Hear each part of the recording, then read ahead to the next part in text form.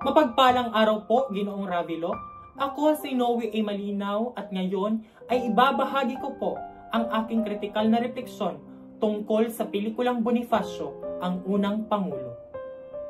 Habang pinapanood ko po ang pelikula, ay hindi lang katapangan at sakripisyo ang tumatak sa akin, kundi ang lalim ng katapatan ni Andres Bonifacio sa kanyang bayan at tiwala niya sa kanyang kasamahan.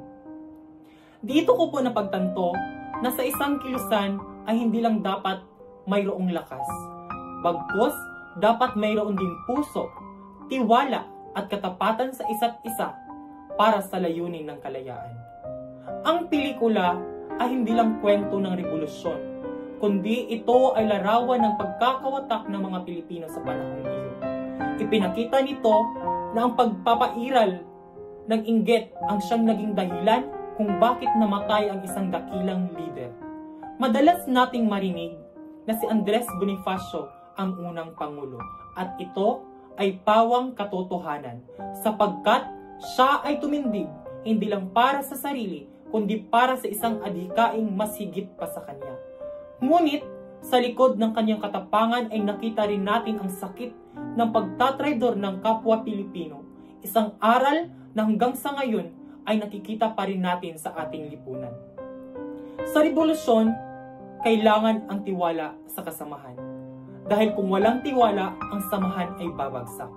At ang pelikulang Bonifacio, ang unang Pangulo ay isang paalala na kahit gaano pa man kaganda ang isang layunin, ito ay maglalaho kung pinapairal ang duda, inggit at pagsariling interes. Kung ating iisipin, marami pa rin sa ating lipunan ang bumabagsak dahil sa parehong dahilan.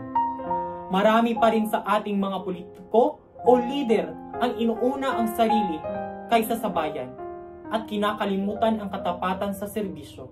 Sa ating mga komunidad, maraming mga Pilipino ang nag-aaway dahil sa maling impormasyon at pagkakawala ng paniniwala sa isa't isa. At maging sa mga kabataan, minsan ay naglalaho ang pagkakaisa at nahahati dahil sa inggitan, kompetisyon, at kawalan ng tiwala. Ang pelikulang Bonifacio, ang unang Pangulo, ay nagbigay sa akin ng malalim na pag-unawa na ang tunay na kalayaan ay hindi nakukuha sa espada, kundi sa pagkakaisa at katapatan sa bayan. Ang tiwala ay parang sandata. Kapag ito ay pinangalagaan, kaya nitong proteksyonan ang isang bansa. Subalit kapag ito ay nasira, kaya nitong wasakin ang buong samahan. Kaya bilang kabataan, tungkulin nating maging tapat sa katotohanan, sa bayan at sa isa't isa. Huwag nating hayaang maulit muli ang pagkakamali ng nakaraan. Sa halip, tayo ang maging bagong Bonifacio, matapat, mapagkakatiwalaan at handang ipaglaban ang tama kahit mahirap. At gaya ng sinulat ni Andres Bonifacio sa kanyang tula, aling pag-ibig pa ang hihigit kaya sa pagkadalisay at pagkadakila, wala na, wala. Maraming salamat po at naway manatiling buhay sa inyong isipan ang tiwala at katapatan sapagkat ang dalawang ito ang tunay na sandigan ng kalayaan. Maraming salamat.